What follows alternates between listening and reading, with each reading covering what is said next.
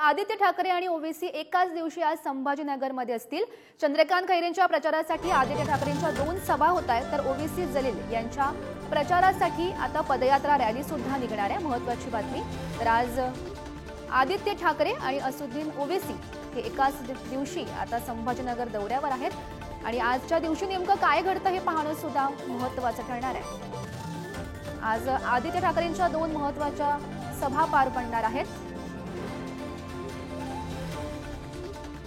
तर या संदर्भात माहिती देत आहेत आमचे प्रतिनिधी सचिन जिरे सध्या आपल्यासोबत आहेत। तर सचिन, आज आदित्य ठाकरे आणि असदुद्दीन ओवेसी एकाच दिवशी संभाजीनगरमध्ये असतील, नेमकं काय घडण्याची शक्यता आहे आजच्या दिवशी?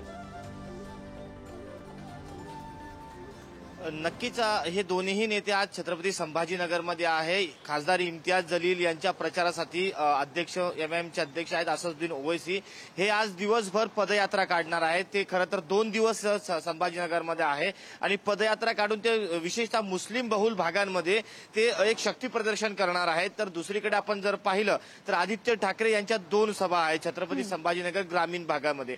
या दोन्ही सभा आज संध्याकाळच्या दरम्यान आहे आणि चंद्रकांत खैरे यांच्या प्रचारार्थ कुठेतरी एक वातावरण निर्मितीसाठी या सभा घेतल्या जात आहेत।